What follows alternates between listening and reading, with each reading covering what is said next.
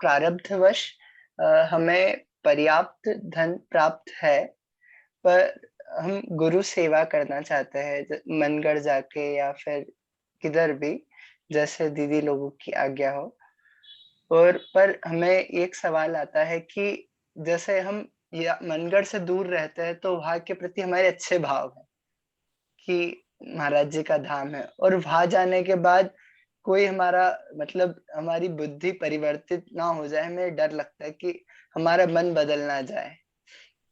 तो और यहाँ पे भी हम जैसे शॉप पे काम करते हैं, तो हमें ऐसा लगता है कि हम ये सब कुसंग में क्यों पड़ रहे हैं, हमें चलना तो उधर ही है।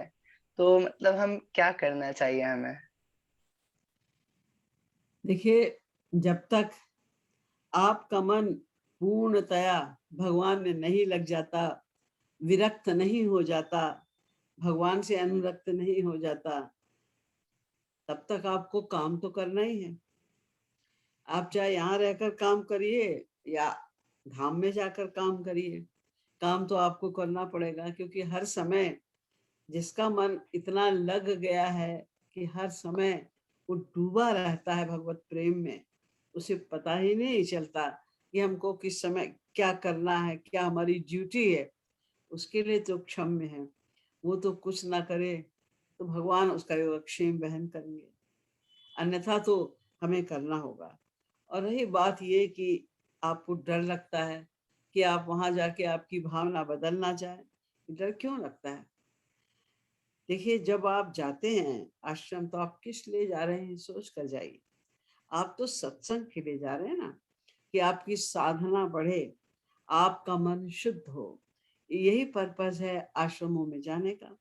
लेकिन अगर आप जाके वहां पर कुछ उल्टा करने लग जाते हैं, यानी अब तमाम लोग वहां पर आते हैं, आप एक दूसरे से बात कर रहे हैं, उनका परिचय पूछ रहे हैं, वो कौन है, उनके साथ घूम फिर रहे हैं, यानी अपने लक्ष्य को भूल गए और आप दोस्ती करने लग गए वहां किसी से, आपस में बातें करने लगे। जब बातें करेंगे तो जितने भी आ रहे हैं साधक वहां पर हैं, तो सब साधक, इच्छा तो सबकी यही है कि उनकी साधना बढ़े, मन की शुद्धि हो, भगवत प्राप्ति कर लें, महाराज जी की कृपा को प्राप्त कर लें।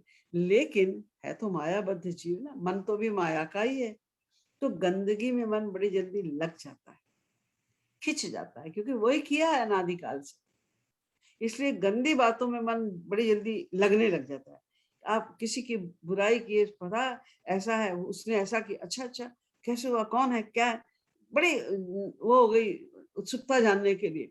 और भगवत चर्चा कोई कर रहा है तो आपका उतना उत्साह नहीं, क्योंकि ये मन का स्वभाव है, माइक मन है, अनादिकाल से इसने यही सब किया। इसलिए उन चीजों से बचने के लिए हमको क्या चाहिए कि जब भी हम धाम में जाएं, हमें इस बात पे ही पूरी तरह मन को केंद्रित करना चाहिए कि हम पूरे टाइम साधना को अटेंड करें। जो नियम बने हुए हैं, सुबह आरती में जाने से लेकर और रात में सोने की घंटी तक, हम पूरे जो नियमों का पालन करें और मौन रहें।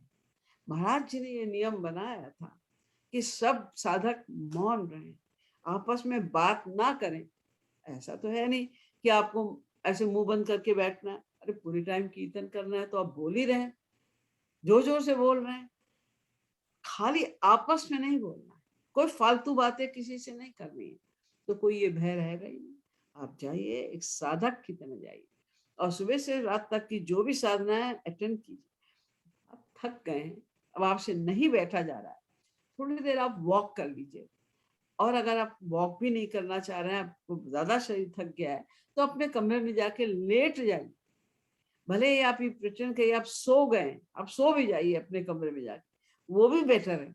लेकिन आपस में बात मत करिए, अपना मौन मत तोड़िए, वहां जाके मौन रहिए और पूरी साधना अटेंड करिए, कुछ गड़बड़ नहीं होगा और प्रोग्रेस होती जाएगी।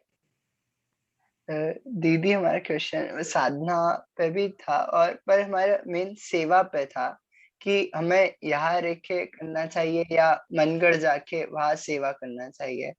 तो दोनों बातें ठीक हैं, तो सेवा हमें जितनी करनी है, यहाँ से भी आप सेवा भेज सकते हैं, उसका वही फल है। और वहां जाकर भी आप सेवा कर सकते हैं, वहां आपको थोड़ा फिजिकल भी करने को मिल जाता है, तो थोड़ा आनंद ज्यादा आ जाता है। जैसे आप अभिषेक है, तो वहाँ पर स्वयं जा रहे हैं और अपने हाथ से आप अभिषेक कर रहे हैं वहाँ पर, तो वहाँ का माहौल थोड़ा ज़्यादा स्पिरिचुअल है ना, ज़्यादा डिफरेंट है वहाँ का। धाम में तो स्वाभाविक रूप से आपकी भगवत भावना बनती है। धाम में जाने का तो बहुत बड़ा महत्व है। तो वहाँ जाके आप साधना कर रहे हैं तो आपकी भावना थोड़ी ज़्यादा बनेगी, इसमें कोई संदेह नहीं है। लेकिन अगर आप नहीं जा सकते हैं, तो आप यहाँ रहकर ही साधना करें, यहाँ रहकर ही सेवा करें, तो सेवा का तो फल मिलेगा ही मिलेगा ना, चाहे आप यहाँ रह के करें, चाहे वहाँ रह के करें। पर यहाँ रहने में ऐसा लगता है कि बहुत ज़्यादा कुसंग होता है। मतलब लोग जाने क्या-क्या बात करते हैं, तो ऐसा लगता है कि हम ये क्यों सुन रहे हैं, हमें तो इधर चलना कुछ है, नहीं, हमारे हट जाओ।